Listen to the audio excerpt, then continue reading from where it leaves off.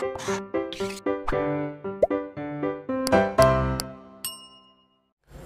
बच्चों, welcome to our study channel Blueprint Digital. मैं सचिन शर्मा, आपका फिजिक्स टीचर। तो आज स्टूडेंट हम क्या पढ़ रहे हैं? अध्याय 4 में हमारा एक टॉपिक हम पहले पढ़ चुके हैं, प्रिज्म के बारे में समझ चुके हैं। प्रिज्म होता क्या है, ठीक है। तो प्रिज्म किस प्रकार से हमने समझाया था, इससे पहले वीडियो में हम लोग इसके बारे में बात कर चुके हैं। तो आज हम जो बात करेंगे, प्रिज्म का एक बहुत इम्पोर्टेंट सूत्र होता है जिसका हमें पता होना चाहिए, जो कि क्या होता है आपका होता है, यदि हम इसका प्रिज्म के अंदर जो पदार्थ भरा हुआ है जैसे कि कांच, तो उसका अपवर्तनांक निकालने का सूत्र होता है जो कि होता है n बराबर sine a plus delta m बटे 2 बटे साइन a बटा 2। तो ये इसका क्या होता है, सूत्र होता है। तो इससे हम क्या निकाल सकते हैं, अपवर्तनांक निकाल सकते हैं, जहां ए क्या है, अपवर्तक कोण है प्रिज्म का अपवर्तक कोण, और साथ में डेल्टा एम क्या है, डेल्टा एम जो है इसका न्यूनतम विचलन है, ठीक है। प्रकाश किरण के पथ में न्यूनतम विचलन को हम डेल्टा एम से बताते हैं। तो ये सूत्र हमें क्या करना है, याद रखना है। इसके ऊपर क्वेश्चन पूछ लिया जाता है और काफ़ी ये क्वेश्चन पूछा जाता है एग्जाम में। इसके ऊपर काफ़ी क्वेश्चन पूछा जाता है कि आपको ए और डेल्टा एम दे देंगे, आपको कहेंगे प्रिज्म के पदार्थ का अपवर्तनांक बताओ, या फिर आपको कहा जाएगा कि प्रिज्म के पदार्थ का अपवर्तनांक ये है और अपवर्तक कोण ये है, और उस प्रिज्म में प्रकाश का कितना न्यूनतम विचलन होगा वो बताइए, यानी कि डेल्टा एम निकालिए। या फिर डेल्टा एम और एन दे देंगे तो ए निकालने के लिए आपसे कहेंगे प्रिज्म का जो है आप अपवर्तक कोण निकालिए। इसके अलावा आता है, जो टॉपिक आता है इसमें,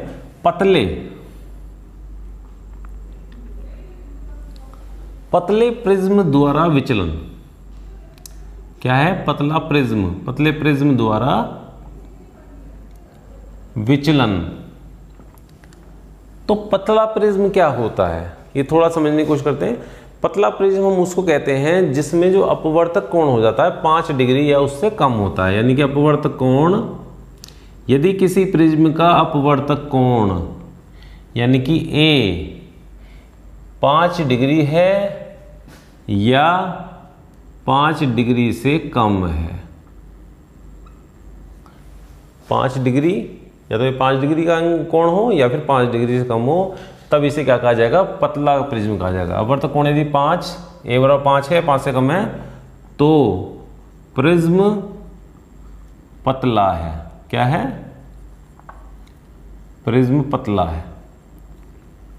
तो पतले प्रिज्म की खासियत होती है कि पतले प्रिज्म में कोण जो होता है बहुत छोटा बनता है, नहीं 5 डिग्री का या 5 डिग्री से कम बनता है। तो इस पतले प्रिज्म के लिए हम क्या कर लेते हैं कि इस स्थिति में हम ये कह देते हैं कि साइन आई बराबर आई और साइन आर बराबर आर हम लोग लिख सकते हैं। यानी कि साइन आई में से साइन हट गया तो आई बचा, और साइन आर में से साइन हटा तो आर बचा। यानी कि केवल एंगल को भी हम लिख सकते हैं, साइन लगाने की जरूरत नहीं होती। तो इसको भी ऐसे कर दो, इस सूत्र में भी। तो सूत्र में हम जब करेंगे तो क्या आ जाएगा, n बराबर साइन की जगह हमने क्या करा, इसको साइन को हटा दिया तो क्या बचा, a प्लस डेल्टा एम बटे 2 बटे a बटे 2। ये दोनों साइन हमारे गए हट। पतले प्रिज्म के लिए चल रहा है, ठीक है। पतले प्रिज्म में करेंगे हम केवल, बाकी वैसे हमारा नॉर्मल वही सूत्र है।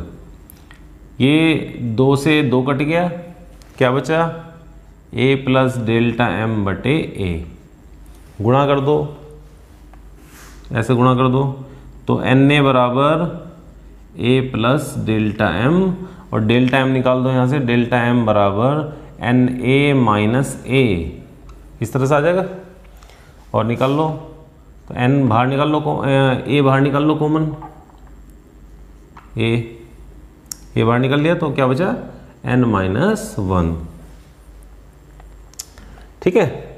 तो इस प्रकार कितना आ गया, तो डेल्टा m बराबर n माइनस 1 a। ये हमारा एक सूत्र बन जाता है। और ये सूत्र केवल पतले प्रिज्म के लिए ही काम करता है। जब प्रिज्म पतला होगा या फिर उसका कोण दिया गया हो, पतला भी ना कहा गया हो क्वेश्चन में, बल्कि ये कहा गया हो कि प्रिज्म का अपवर्तक कोण 5 डिग्री है, तब उस स्थिति में अपवर्तनांक निकालिए प्रिज्म का। तब उस स्थिति में जो हम क्या निकलेगा, वो ये निकलेगा यहाँ पे, ठीक है, ये निकलेगा अपवर्तनांक निकालेगा तो ये फॉर्मूला हो जाएगा। और यदि वो कहेगा कि न्यूनतम विचलन बताइए प्रिज्म में, तो डेल्टा m बराबर n-1a। तो ये आपका करेगा केवल पतले प्रिज्म में, केवल पतले प्रिज्म में। तो केवल पतले प्रिज्म के लिए ये सूत्र काम करेगा। वैसे जो यदि प्रिज्म पतला नहीं है, यानी कि कोण जो है बड़ा है 5 डिग्री से, तब यही सूत्र इसमें काम करेगा, ठीक है, तब यही सूत्र इसमें काम करेगा। तो अब हम इसके ऊपर एक न्यूमेरिकल देख लेते हैं, यानी कि एक अंकित उदाहरण हम लोग देख लेते हैं इसके ऊपर। बच्चों एक क्वेश्चन है जो कि आपको मैंने सूत्र बताया अभी, अपवर्तनांक निकालने का, किसका, प्रिज्म का अपवर्तनांक निकालने के लिए सूत्र बताया। उसमें क्या होता है कि प्रिज्म दिया हुआ है ना प्लास्टिक का, ये कहा हुआ 60 डिग्री कोण वाले प्लास्टिक प्रिज्म का पीले प्रकाश के लिए अपवर्तनांक √2 है, ठीक है। एक पीला प्रकाश है, कोई बल्ब से आ रहा होगा, पीला प्रकाश बल्ब से आ सकता है। तो 60 डिग्री कोण का प्लास्टिक प्रिज्म है, यानी कि प्रिज्म किससे बना हुआ है, प्लास्टिक से बना हुआ है। और पीले प्रकाश के लिए उसका अपवर्तनांक क्या है, √2 है, √2। अल्पतम विचलन की स्थिति में ज्ञात कीजिए। जब उसका प्रकाश किरण का अल्पतम विचलन होता है तब क्या ज्ञात करना है, अल्पतम विचलन कोण, यानी कि डेल्टा m हमें निकालना है यहाँ पे। और दूसरा क्या है, आपतन कोण, कि प्रकाश किस आपतन कोण पर पड़ रहा है, साथ में अपवर्तन कोण कि उसका अपवर्तन किस कोण पर हो रहा है। तो इसके लिए हल करते हैं इसको। तो हल करने के लिए हम देख लेते हैं यहाँ पे हल। तो ये क्या कह रहे हैं, 60 डिग्री कोण वाला प्रिज्म है। तो जब एक कोई प्रिज्म बनाया जाएगा इस प्रकार से, तो ये प्लास्टिक प्रिज्म हमने मान लिया, तो ये कोण इन्होंने दिया हुआ है 60 डिग्री। तो ये कोण कौन सा था, ए कोण था, ये बी और ये सी। तो ए कोण कितना दिया हुआ है, कोण ए दिया हुआ है इन्होंने 60 डिग्री, यानी कि ये पतला प्रिज्म नहीं है। पतले प्रिज्म होता तो कोण 5 डिग्री या 5 डिग्री से छोटा होता। अब इन्होंने अपवर्तनांक क्या दिया है, n बराबर √2 इन्होंने अपवर्तनांक दिया हुआ है। अब मुझे क्या निकालना, अल्पतम विचलन कोण। मेरे पास अपवर्तनांक का सूत्र है, क्या सूत्र है, n बराबर sin a plus delta m बटे 2 बटे sin a बटा 2। यही तो सूत्र बताया था मैंने, प्रिज्म के लिए ये सूत्र काम करता है। अब इसको एक काम करो, थोड़ा सा हल कर लो पहले सूत्र को।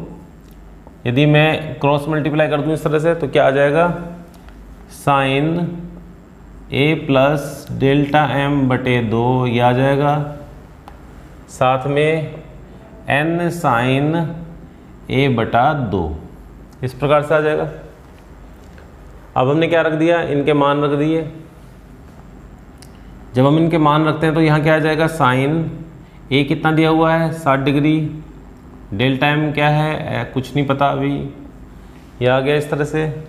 n का मान √2 दिया हुआ है, और साइन a/2 कितना है 60, तो 60 बटे 2 कितना आ गया ये, और हल करो इसे, 60 प्लस डेल्टा m बटे 2 बराबर ये √2, और ये साइन 60 यानी कि साइन 30।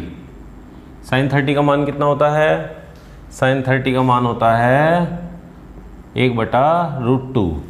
साइन 30 जो होता है वो 1/√2 होता है, सॉरी 1/2 होता है, 1/2 होता है साइन। साइन 30 कितना होता है, 1/2 होता है। तो ये कितना आ जाएगा, तो ये आ जाएगा, यदि मैं इसे लिखना चाहूँ तो मैं ऐसे लिख सकता हूँ, 2 को मैं √2 मल्टीप्लाई √2 लिख सकता हूँ। और जब एक √2 से √2 कट गया तो क्या बचा यहाँ पे, 1/√2 बचा। क्या बचा, 1/√2।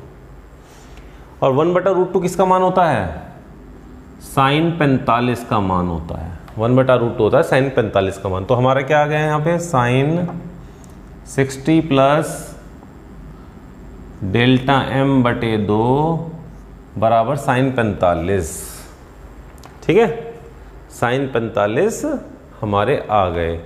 अब ये साइन जो है, क्योंकि साइन का ये मान है और साइन का ये मान है, ठीक है, यहाँ पे कोई और संख्या नहीं है जैसे कि पहले संख्या थी इस तरह से, ये साइन इस तरह से नहीं कट सकते थे क्योंकि √2 गुणा में था। अब साइन के साथ में कोई भी चीज़ गुणा में नहीं है तो साइन हमारे साइन हम हटा सकते हैं। तो क्या आ जाएगा 60 प्लस डेल्टा m बटे 2 बराबर 45 डिग्री। इस प्रकार से हम इसको लिख सकते हैं। थोड़ा सा और इसको सॉल्व करते हैं। उधर कितना आ जाएगा ये 45 दूनी 90 है, तो 60 प्लस डेल्टा m बराबर 90 है और डेल्टा m कितना आ गया 90 माइनस 60 यानी कि 30 डिग्री। यानी कि अल्पतम कोण जो आ गया हमारा, अल्पतम विचलन कोण जो आ गया हमारा, वो कितना आ गया 30 डिग्री। अब कहता है आपतन कोण निकालो। क्या कहता है आपतन कोण निकालो। तो इसका सेकंड पार्ट कर लें। सेकंड पार्ट कहीं यहीं कर लेते हैं सेकंड पार्ट इसका। तो हम सेकंड पार्ट कर रहे हैं इसका। क्या निकालना है हमें आपतन कोण। तो आपतन कोण क्या होता है, आपतन कोण क्या होगा, जब ये किरण यहां टकराएगी इस प्रकार से, जब ये किरण यहां टकराएगी तो यहाँ पे क्या ले लेते हैं हम, अभिलंब ले लेंगे। तो ये कोण जो बनेगा ये आई बन जाएगा। और जब किरण ऐसे चली जाएगी तो ये कोण क्या बन जाएगा आर, अपवर्तन कोण बन जाएगा।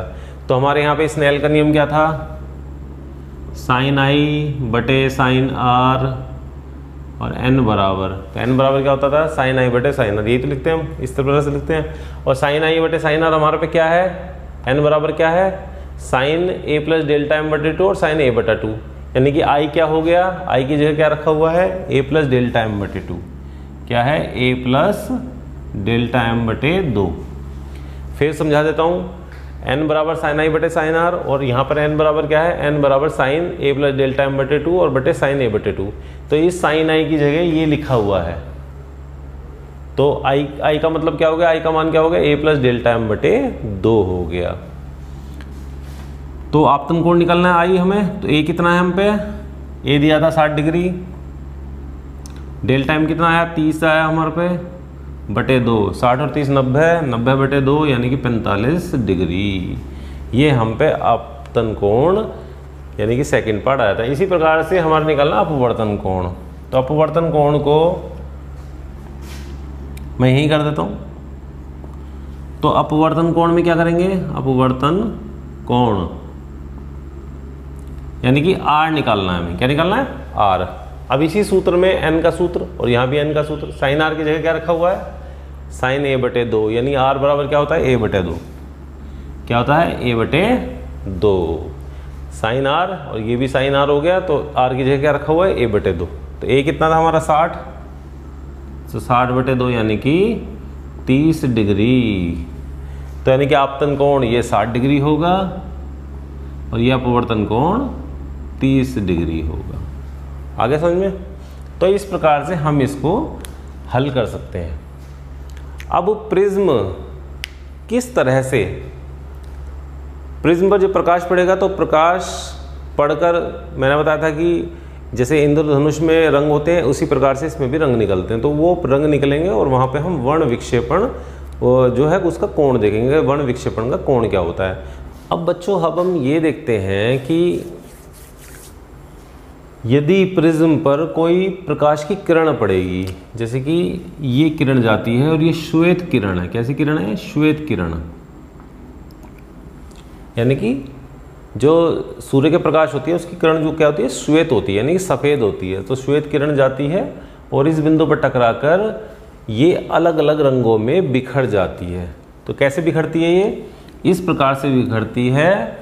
और इसका जो बिखरने का क्रम होता है वो क्या होता है, विबग्योर होता है, जो कि मैंने आपको जो है पहले भी बताया है। तो विबग्योर, इसका थोड़ा सा हम समझ लेते हैं। विबग्योर क्या होता है, विब यानी कि विबग्योर, वी का मतलब होता है वॉलेट, वॉलेट का मतलब हो गया बैंगनी, आई का मतलब क्या हो गया आपका जामनी, जामनी को हम बोलते हैं इंडिगो,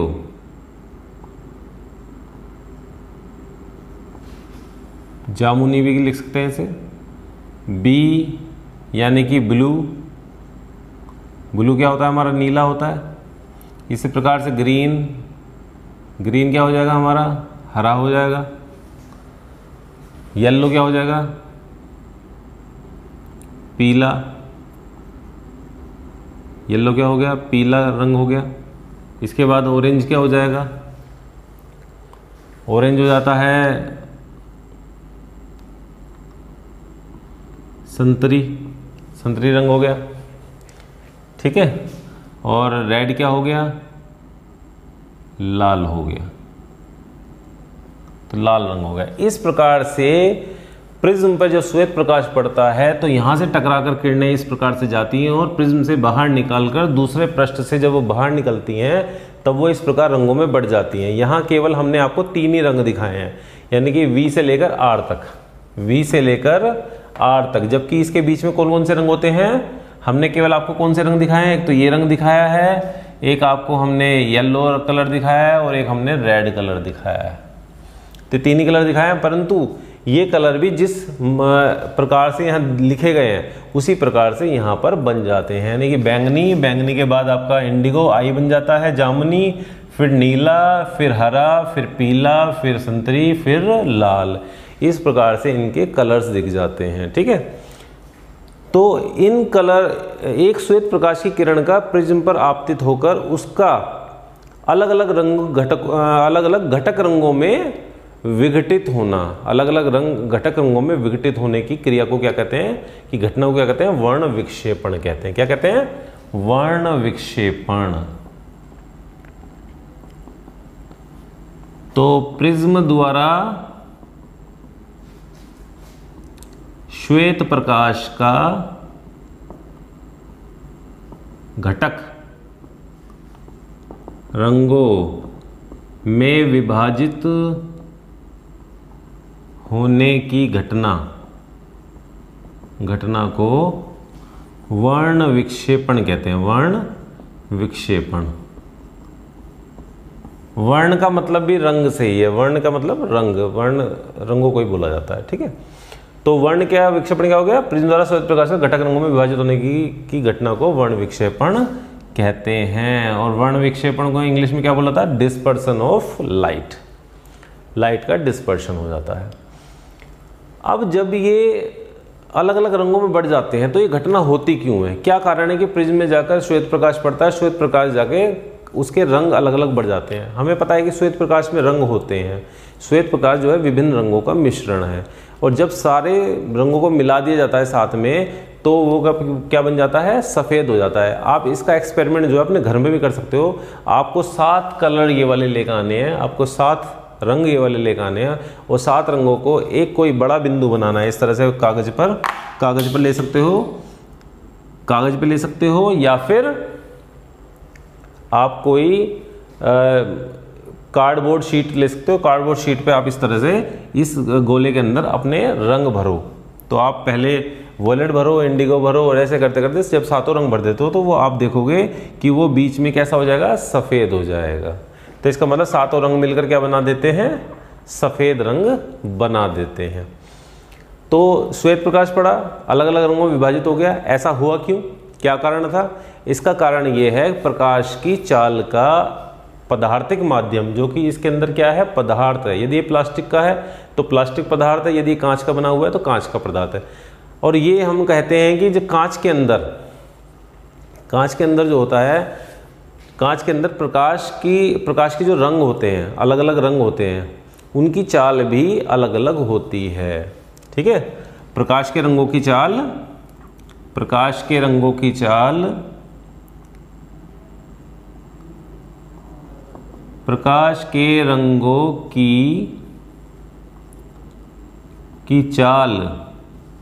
कांच में भिन्न होती है, जब प्रकाश वायु में चलता है या फिर निर्वात में चलता है तो प्रकाश के सभी रंग एक ही चाल से चलते हैं, जिसे हम कहते हैं C बराबर 3 × 10⁸ मीटर प्रति सेकेंड। तो इस चाल से चलते हैं सारे रंग।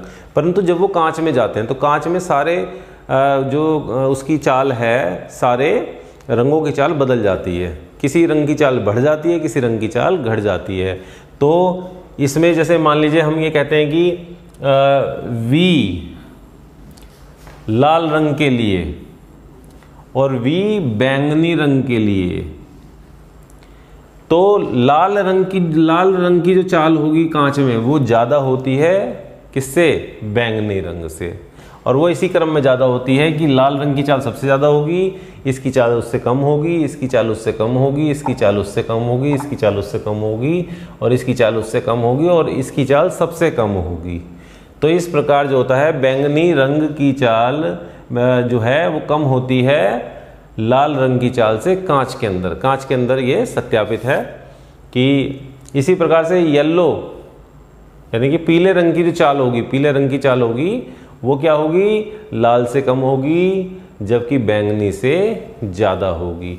और जब ये चाल इस तरह से होती है कि लाल रंग की चाल ज़्यादा है, तब हमने सूत्र पढ़ा है अपवर्तनांक का।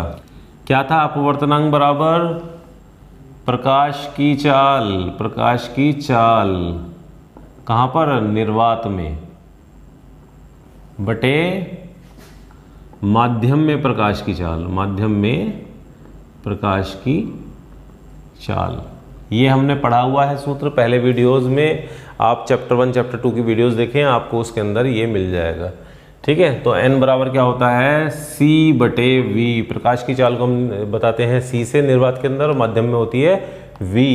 और जब V छोटा है, V जो है इसका छोटा है, तो इसका n क्या होगा? बड़ा होगा। तो जिसके लिए V छोटा है उसके लिए n बड़ा होगा, क्योंकि n क्या आ गया? इनडायरेक्टली मतलब आपका व्युत्क्रमानुपाती V। तो n जो होता है V के व्युत्क्रमानुपाती होता है। इस कारण से यदि V बड़ा होगा तो n छोटा होगा, और n V छोटा होगा तो n बड़ा होगा। यानी कि म्यू V से जो लाल रंग की चाल थी वो बैंगनी रंग की चाल से ज़्यादा थी। इसका मतलब यदि मैं V की जगह n कर दूं, यानी कि लाल रंग के लिए अपवर्तनांक, लाल रंग के लिए पदार्थ का अपवर्तनांक वो क्या होगा? कम होगा।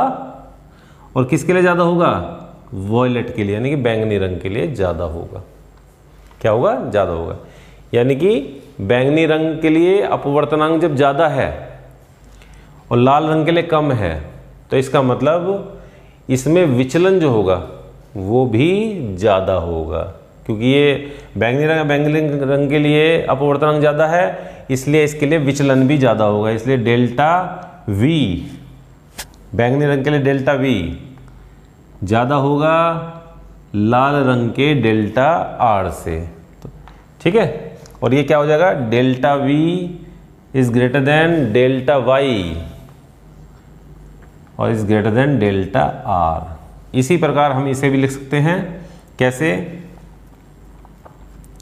NV बड़ा होगा NY से और NY बड़ा होगा NR से। तो जब अपवर्तनांक ज़्यादा है, इसका प्रिज्म का अपवर्तनांक ज़्यादा है इन रंगों के लिए, तो इन रंगों के लिए वर्ण विक्षेपण यानी कि विचलन जो होगा, ठीक है, विचलन जो होगा वो भी ज़्यादा होगा। तो NV is greater than NY is greater than NR और delta V is greater than delta Y is greater than delta R। तो जिसमें विचलन ज़्यादा हो रहा है वो कौन सी किरण है? बैंगनी। तो बैंगनी रंग सबसे नीचे आ जाएगा। सबसे ज़्यादा विचलित होता है बैंगनी रंग, ये वाला यहाँ पे। तो सबसे ज़्यादा जो विचलित होगा वो कहाँ गया? नीचे आ गया। और जो उससे कम विचलित होगा डेल्टा Y यानी पीला रंग, वो इससे ऊपर आ गया। और जो सबसे उससे भी कम विचलित होगा, सबसे कम विचलित होगा यानी कि लाल रंग, वो सबसे ऊपर आ जाएगा। यानी कि विचलन किस में ज़्यादा हुआ? इसमें। उसके बाद कम विचलन किस में हुआ? इसमें। और सबसे कम विचलन हुआ इसमें। और इसी क्रम में विबग्योर क्रम में ही विचलन हमारा हम देख सकते हैं। यानी कि V में विचलन सबसे ज़्यादा होगा, I में उससे कम होगा। इस प्रकार से यहाँ पे हम ग्रेटर देन के साइन यहाँ पे लगा सकते हैं। तो जब ये विचलन इस तरह से होता है तो हमें ये अलग अलग कलर्स दिख जाते हैं, क्योंकि ये ज़्यादा विचलित हुआ, नीचे आ गया, इससे कम विचलित हुआ उससे ऊपर आ गया, उससे कम विचलित हुआ उससे ऊपर आ गया। ऐसे प्रकार लाल रंग तक विचलन के हिसाब से हमें अलग अलग किरणें प्राप्त हो जाती हैं और ये भी हमें इंद्रधनुष के रंगों की तरह ही यहाँ पे दिखाई देता है। अब हम क्या करते हैं, जो ये निर्गत किरण है, कौन सी, V वाली जो निर्गत किरण है, इस निर्गत किरण को पीछे की ओर बढ़ाते हैं, इस प्रकार से पीछे की ओर बढ़ाते हैं। और ऐसे ही लाल रंग निर्गत किरण जो लाल रंग की है उसे भी पीछे की ओर बढ़ाते हैं। तो ये कहाँ जाकर टकरा जाती हैं, ऊपर टकरा जाती हैं, ठीक है। और ऊपर क्या कोण बन जाता है, थीटा कोण बन जाता है। इस थीटा कोण को क्या बोलते हैं, जब बैंगनी रंग की किरण पीछे की ओर बढ़ाई गई निर्गत किरण, और जब लाल रंग की निर्गत किरण को पीछे की ओर बढ़ाया गया तो ये O बिंदु पर काटती हैं और ये कोण थीटा बन जाता है। और इस थीटा कोण को हम बोलते हैं कोणीय वर्ण विक्षेपण। क्या बोलते हैं, कोणीय वर्ण विक्षेपण, कोणीय वर्ण विक्षेपण बोलते हैं। और ये कोणीय वर्ण विक्षेपण जो होता है वो delta V minus delta R के बराबर होता है। कितना होता है, delta V minus delta R। जो V में विचलन हुआ बैंगनी रंग में और जो लाल रंग में विचलन हुआ उनके अंतर के बराबर हो जाता है, क्योंकि डेल्टा V ज़्यादा है इसके लिए इसको पहले लिया गया और डेल्टा R कम है इसको बाद में लिया गया है। तो थीटा कितना हो गया, कोणीय वर्ण विक्षेपण, एंगुलर डिस्पर्शन, एंगुलर डिस्पर्शन आ गया। तो ये कितना होगा, theta equal to delta V minus delta R। अब हमने एक सूत्र पढ़ा था, एक सूत्र पढ़ा था जो कि ऐसा था कि विचलन बराबर डेल्टा M बराबर ऐसा कुछ था, डेल्टा M बराबर n-1 a, ऐसे ही तो पढ़ा था। एक इस प्रकार से हमने ये सूत्र पढ़ा था हमने, ठीक है, डेल्टा M बराबर n-1 a।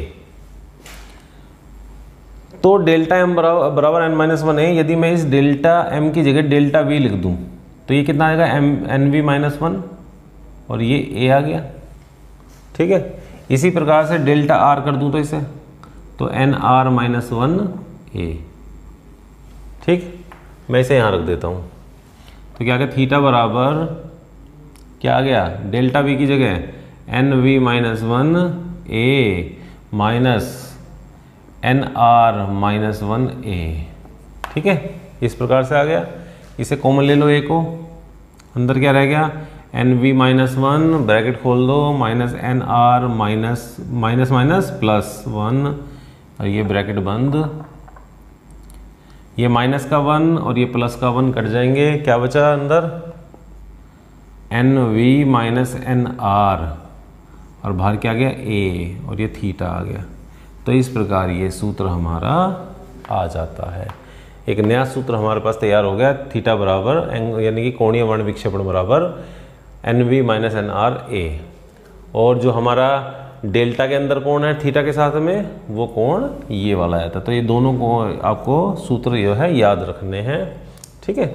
इन्हें सत्यापित वो नहीं करने को कहता है एग्जाम में, इन्हें केवल आपको प्रश्नों में आपको प्रयोग करना होता है। तो बच्चों अभी हमने एक सूत्र निकाला, थीटा बराबर कोणीय वर्ण विक्षेपण, एंगुलर डिस्पर्शन होता है ये। तो nV माइनस nR a, तो V के लिए क्या था, बैंगनी के लिए है, R किसके लिए है, आपका लाल रंग के लिए है, और A क्या है, हमारा प्रिज्म का अपवर्तक कोण। तो यहाँ पे एक क्वेश्चन हमने दिया है इसके लिए, एक प्रिज्म में से जिसका कोण 5 डिग्री है, यानी कि पतला प्रिज्म हो गया, 5 डिग्री कोण है इसका, पतला प्रिज्म हो गया, श्वेत प्रकाश का निर्गमन कराया जाता है। क्या कराया जाता है, श्वेत प्रकाश को उसमें से गुजारा जाता है यदि लाल तथा नीले रंगों के प्रकाश के लिए। अब हमें पता है कि जब प्रिज्म में से प्रकाश गुजरेगा तो 7 रंगों में विभाजित हो जाएगा, परंतु यहाँ केवल 2 ही रंग लिए गए, जिसमें कि पहला है लाल और दूसरा है नीला रंग। तो लाल तथा नीले रंगों के प्रकाश के लिए प्रिज्म के पदार्थ के अपवर्तनांक इतने और इतने हैं। तो प्रिज्म का वैसे तो देखा जाए तो अपवर्तनांक एक ही होगा, परंतु जब ये प्रकाश गुजरेंगे तो प्रकाश के लिए उनके अपवर्तनांक भिन्न होंगे। तो लाल रंग के लिए क्या है 1.641 और नीले रंग के लिए क्या है 1.659। तो दोनों रंगों के बीच विक्षेपण कोण ज्ञात कीजिए। तो हमने बताया था कि जब इस प्रकार से कोण बाहर निकल गया था, जब निर्गत किरण बाहर निकल गई थी और इसको हमने पीछे बढ़ाया था, तो ये जाकर एक बिंदु पर जाकर टकरा गई थी आपस में, ठीक है। तो इस प्रकार बिंदु पर जब टकरा गई थी तो ये कोण क्या बन गया था, थीटा कोण बन गया था। तो यही थीटा कोण हमें निकालना है। तो दोनों रंगों के बीच विक्षेपण कोण ज्ञात कीजिए। तो इसे हल करते हैं। लाल रंग के लिए कितना है, इतना, तो n बराबर क्या है, n r कितना है 1.641 और n b कितना है 1.659। लाल रंग के लिए अब जो अपवर्तनांक होगा वो सबसे कम होगा, तो सबसे कम वाला ये ले लिया हमने। और जो आपका ब्लू यानी नीला रंग के लिए 1.659 होगा। तो दोनों रंग के बीच विक्षेपण कोण और a कितना दिया हुआ है 5 डिग्री। तो थीटा निकाल लो, यानी कि विक्षेपण कोण निकालना है। इसी विक्षेपण कोण को हम कोणीय वर्ण विक्षेपण भी कहते हैं। क्या कहते हैं, कोणीय वर्ण विक्षेपण। तो इसलिए इस चीज से कंफ्यूज मत होना कि ये तो विक्षेपण कोण पूछ रहा है और हमें पढ़ाया कोणीय वर्ण विक्षेपण गया है, क्योंकि ये दोनों बातें एक ही हैं। तो थीटा हमने निकाल लिया। तो थीटा कितना था, N V minus N R A, यहाँ वी की जगह क्या आ गया, बी आ गया। तो N B minus N R A, और एन बी का मान कितना है 1.659 माइनस 1.641 और ए क्या आ गया 5 डिग्री। करो माइनस कर दो, 9 में से 1 गए 8, 5 में से 4 गए 1 और 6 में से 6 गए 0 और यहाँ भी 0 मल्टीप्लाई 5, ठीक है, 5 से गुणा हो गई। तो ये जब गुणा करोगे आप इसका कितना हो जाएगा, तो 0.090 डिग्री। तो इतना कोण ये बन जाएगा। तो इस प्रकार से हमने कोणीय वर्ण विक्षेपण पढ़ लिया, यानी कि वर्ण विक्षेपण क्या हो, विक्षेपण कोण क्या होता है वो हमने पढ़ा। प्रिज्म से कैसे कलर्स बनते हैं वो हमने पढ़ा। तो ये जो थे हमारे लिए एक अच्छा टॉपिक था। क्वेश्चन समटाइम्स ये आता है एग्जाम में, तो आपको ये पता होना चाहिए। तो बच्चों कैसा आपको वीडियो लगा हमारा, तो वीडियो आपको उम्मीद है मुझे कि सबको अच्छे लग रहे होंगे। और जिस प्रकार से आपको समझाया जा रहा है, बिल्कुल डेरिवेशन को खोल कर अच्छी प्रकार से फिगर बना कर आपको अच्छी तरह से समझा रहे हैं हम लोग। तो यदि फिर भी कुछ आपको कमी लगती है कि भाई कुछ जो है आपका नहीं समझ पाए, तो उसको वीडियो को आप रिवाइंड कर लें, ठीक है, रिपीट कर करके उसको देखें और 1-2 बार में उसको समझने का अच्छी तरह से प्रयास करें। तो हम जो है नेक्स्ट वीडियो मिलते हैं। तो नेक्स्ट वीडियो में इसका रेनबो वगैरह पर देखते हैं। जो इंद्रधनुष है, तो इंद्रधनुष किस प्रकार से बनता है, क्या कारण होता है इंद्रधनुष बनने का। तो प्रकीर्णन वैसे भी हमारा भी इसमें रह रहा है, तो इसके लिए हम नेक्स्ट वीडियो में जो है बात करेंगे। तो आप हमें नेक्स्ट वीडियो में कंटिन्यू कर सकते हैं। और पुराने वीडियोस के लिए ब्लूप्रिंट डिजिटल के यूट्यूब चैनल पे जाकर उसकी प्लेलिस्ट में हमारा ये सेक्शन मिल जाएगा क्लास 12th का। वहाँ पे हमारे जो अब तक 3 चैप्टर पहले पढ़ाए जा चुके हैं और जो 14 चैप्टर चल रहा है, और जो आप फर्दर आगे भी चैप्टर्स आएंगे वो सारे आपको वहाँ से मिलते रहेंगे। तो टिल देन गुड बाय, और हम फिर जो है नेक्स्ट वीडियो में कंटिन्यू करेंगे, ठीक है। Thank you for watching students.